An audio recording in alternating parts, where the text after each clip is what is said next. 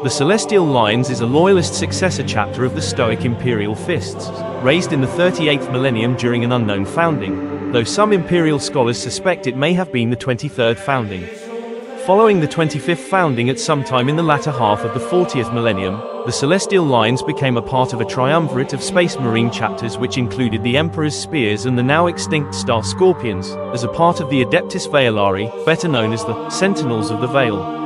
These three chapters were charged with the sacred duty to stand sentinel over the scattered worlds of the sector of space known as Alara's Veil in a backwater region of the Ultima Segmentum. Since its inception, the chapter has had a long and glorious history, stretching back over 4,000 Terran years, but events set in motion over 5 solar decades ago during a routine assault on the world of Qatar in 948. M41 nearly proved to be the chapter's undoing in the wake of the Third War for Armageddon, from which less than a company of Celestial Lines emerged intact. Targeted by a faction of the Inquisition to serve as an example of what happened to an Adeptus Astartes chapter that stood against them in imperial politics, the Celestial Lines survived only due to the intervention of the Black Templars, fellow signs of their Primarch Rogor Dawn. The few surviving Celestial Lines returned to their home world of Elysium IX in Alara's Veil under the command of their new chapter master Akene Dubaku to begin the painstaking process of rebuilding their chapter's numbers back to full strength. Later, after the birth of the Great Rift in the Era Indomitus, the chapter became involved alongside the Emperor's Spears with defending the Veil from an assault by a great Chaos warhost called the Exilarchy. The Exilarchy was under the command of a warband of heretic Astartes called the Pure, who were the chaos-corrupted remnants of the Star Scorpions chapter that had once been a part of the Adeptus Veilari. Chapter History. The Celestial Lines is a successor chapter raised from the gene stock of the Imperial Fists Primarch Rogor Dawn. It was created during an unnamed founding of the latter years of the 38th millennium. Over the next 4 Terran millennia, the Lions proved to be a resolute chapter and true signs of Dawn, fiercely defending the realms of mankind from the enemies of the Emperor. But the Lions' fierce pride and strict moral principles may have contributed to the path that led towards their near destruction as a chapter. The Inquisition is a highly secretive organization, bound by no imperial law or authority save its own and that of the God Emperor. Its only mission is seeing to the protection of humanity.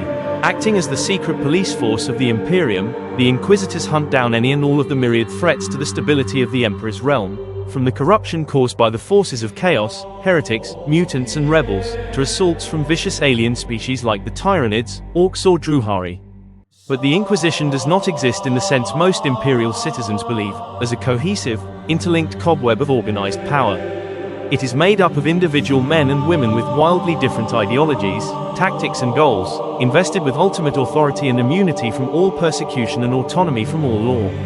Everything else comes down to what they achieve, and what personal power they amass. Even their precious ordos are simply lines of alignment, philosophies of specialization and intent, not armies of organized allegiance. Their power is both utterly real and a cunning illusion, all at once. The Inquisition is, in all ways, the exact opposite of the Adeptus Astartes, whose temporal authority has been decreased since the Horus Heresy, yet these genetically enhanced transhuman warriors play an essential role in the defense of the Imperium, needing no illusion of commanding great power. Their chapter fleets and brotherhood speak for themselves. But Inquisitors are granted that most nebulous of virtues, authority. When an Inquisitor calls upon Imperial resources, he or she relies on the threat of authority, rather than any real organization lending support to their needs. This was the case when the Inquisition called upon the Celestial Lines in 948. M41, to come to its aid to help put down a planet-wide revolt on the shrine world of Qatar. Few chapters knew of what happened on Qatar, and even fewer spoke of it. Of those that were aware of the planet's annihilation, most likely did not regard it as a true threat to the autonomy of the Adeptus Astartes, preferring to focus on their own concerns and their own wars. What little people knew of Qatar came down to a conflict of pride and duty between the Lions and their inquisitorial allies, the kind of conflict that takes place 1,000 times each Terran year across the Imperium's vast spread of worlds. Many of these disagreements turned to bloodshed. What made the Lions' situation so galling was that they had reacted with a measure of composure and reason, when they had every right to draw their bolters and finish it in a blunter, more efficient manner. Qatar was a world of priests and preachers, of followers and the faithful, an ecclesiarchy world enthralled to the ivory tower priests of the imperial creed. The priesthood had secretly fallen into deviancy, and as so many do, they prayed to the ruinous powers, and their dark untruths carried the faithful masses away from the Emperor's light, spreading to the highest echelons and furthest reaches. The apostates had corrupted the people of Qatar through blasphemy and lies, compelling enough to sound like truth to a society weary of their prayers going unanswered. Though the Emperor was immortal and mighty beyond reckoning, he was in truth no god. But mankind, in its blessed ignorance, worshipped him as one. Yet false gods cannot answer prayers. How tempting it must seem to those sects and societies far from terror to seek other answers when pleading with the Emperor who brought only silence. The planetary defense forces of Qatar did not rise up to purge the revolt, they joined it. And soon more was still to come. Astra Militarum regiments in nearby systems did the same, such was the ferocity of Qatar's blasphemy. It was Inquisitor Apollyon who pleaded for the support of the Celestial Lions, for his efforts to crush the faithless lies had met with failure after failure.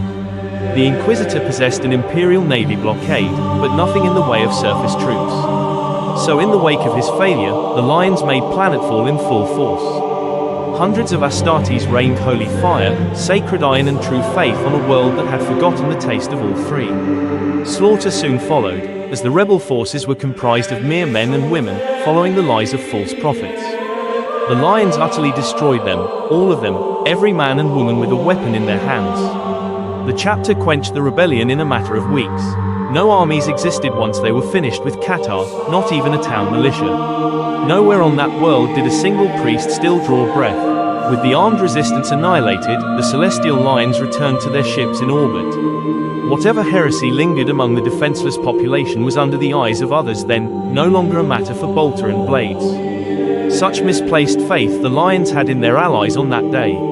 As with any cleansing, the Lions expected preachers of the Imperial Creed to take over, shepherding the lost populace back to enlightenment. It took several solar days for the chapter to recover their war material, honor their dead, and prepare to leave. Meanwhile, Apollyon's underlings worked on the world below, assessing the population of 8 billion for signs of further deviancy. As the Lions departed, their warships scarcely out of orbit, Apollyon's warship opened fire on the world below. The rest of the Imperial Navy blockade fired with him, targeting cities and population centers. As the Lions watched the Imperial warships carry out Apollyon's orders for exterminators, spitting fire onto the world they had just bled to cleanse of corruption, they became enraged as they witnessed their honor burn with those cities. Every shot they had fired was betrayed as a waste in an instant. The Celestial Lions' lords demanded the blockade to cease fire and answer for its actions. Apollyon refused, claiming that he had determined the entire population tainted beyond salvation. He even thanked the Lions for their worthy efforts, though they were in vain. A solar hour later, Qatar's cities were dust. It was possible that the Inquisitor was astute in his observations. Heresy had clearly taken root throughout Qatar's society. Perhaps it had wormed as deep as Apollyon claimed. Inquisitors were capable of determining the corruption in the minds of men in the space of a heartbeat, and a man in Apollon's position could afford no chances. The Inquisitor had acted within the rights granted by his rank. He did as many of his inquisitorial kindred would do.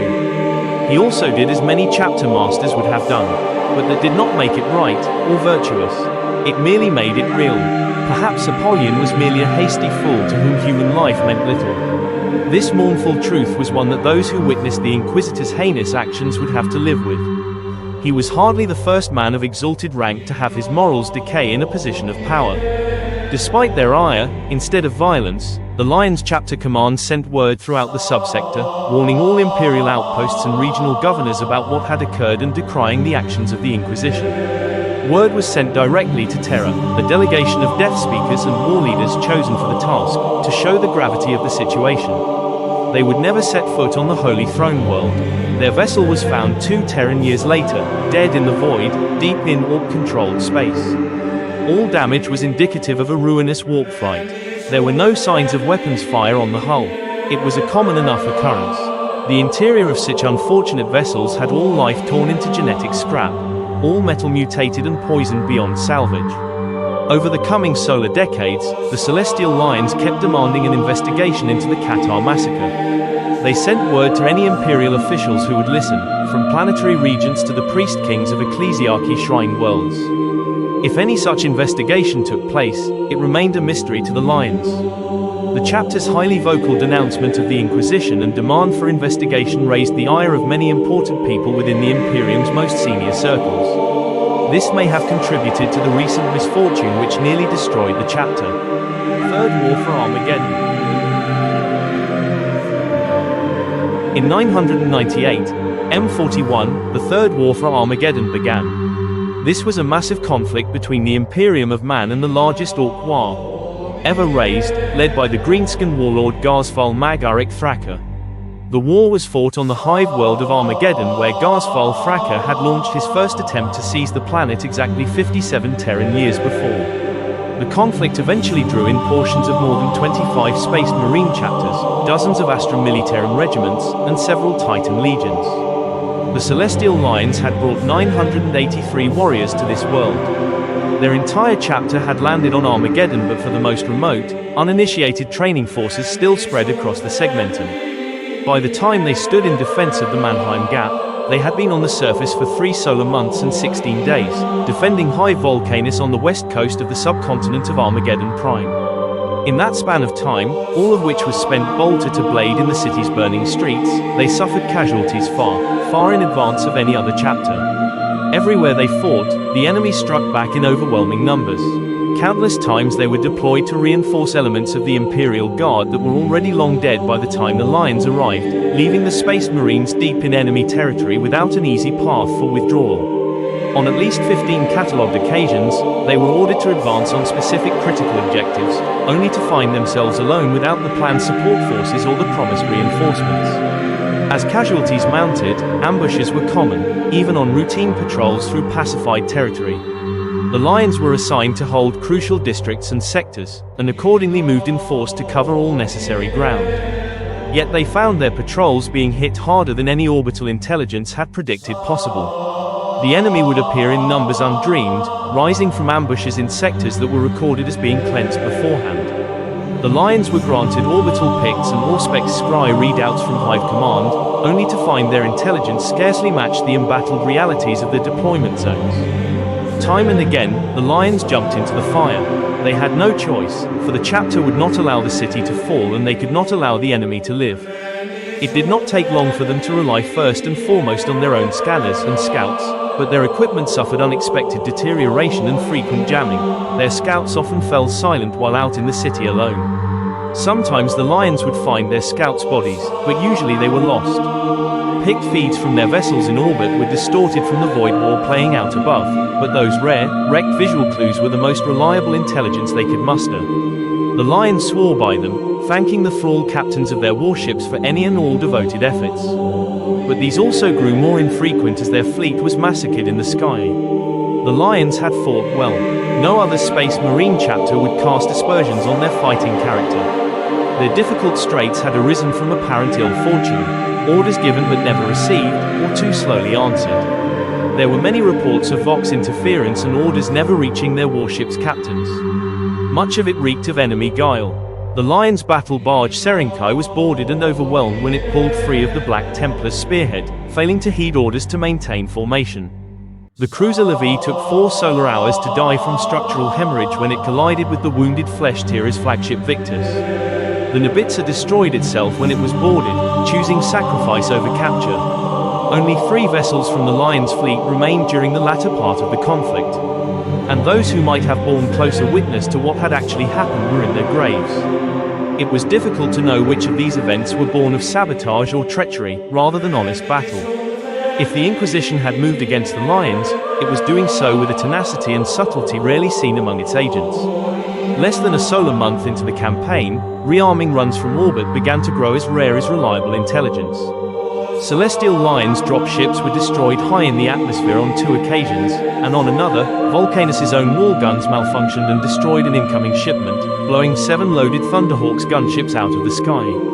Mere solar weeks into the war, half the chapter already lay dead. The names of the slain added each dawn to the rolls of honor. The survivors fought on, for contained within each surviving Celestial Lion was a nourishing well of resolve that did credit to any son of dawn. And then came the conflict in the Mannheim Gap.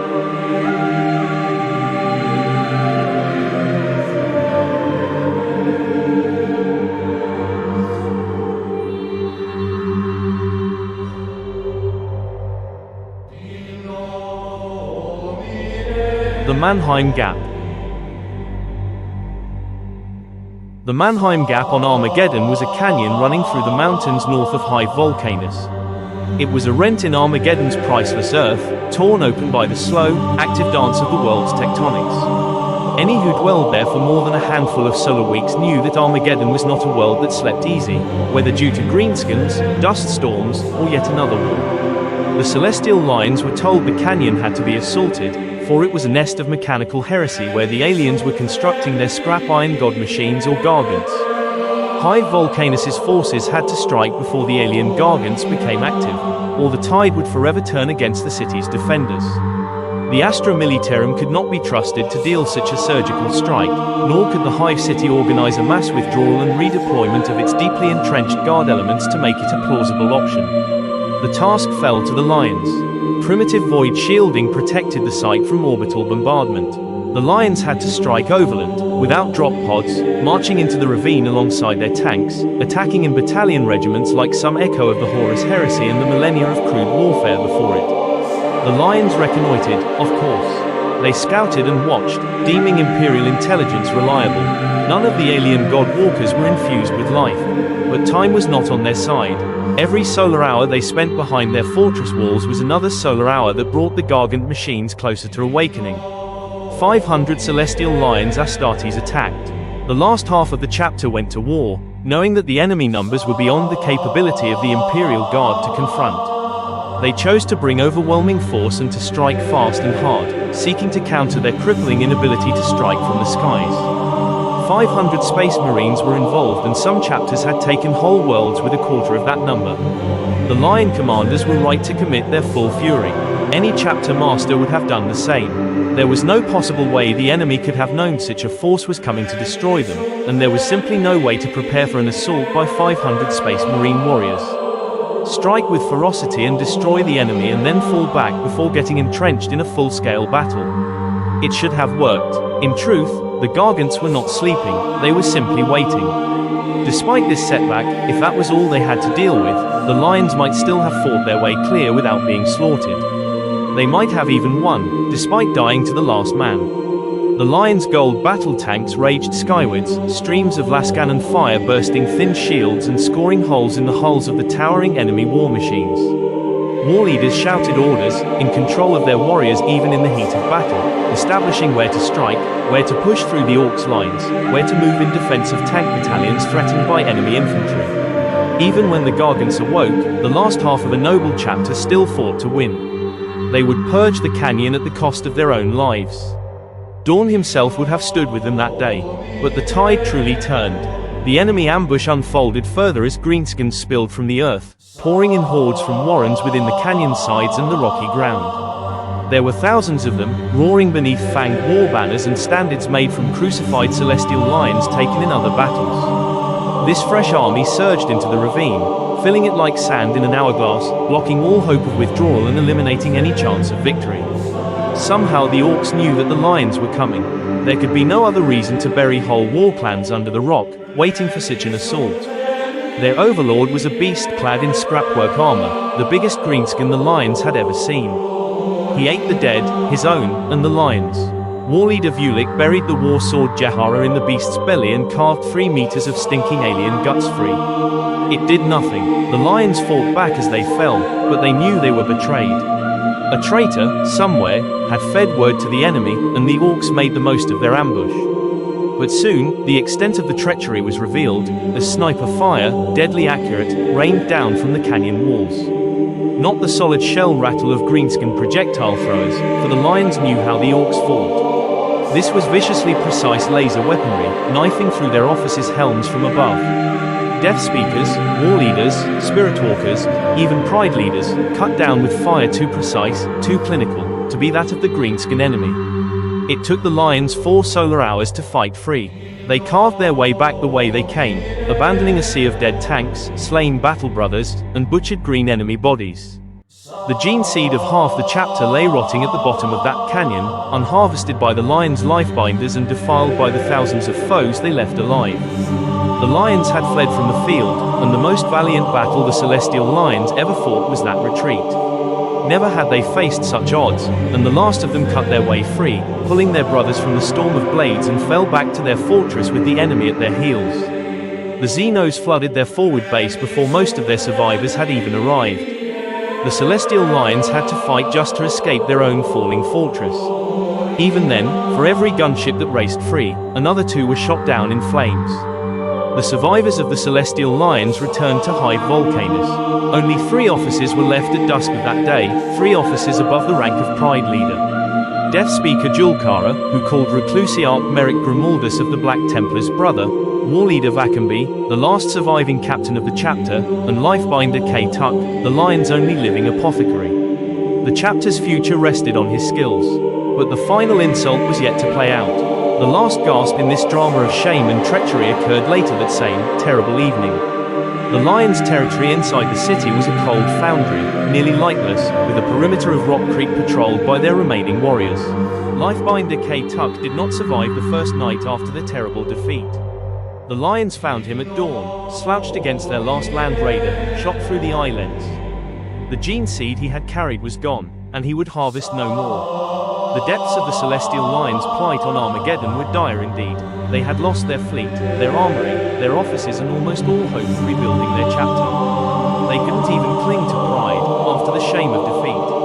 All that remained to them was the truth. The Lions vowed to survive long enough to speak it. The Imperium needed to know what had happened to them on Armageddon, where they had been betrayed by others who claimed to serve the Emperor.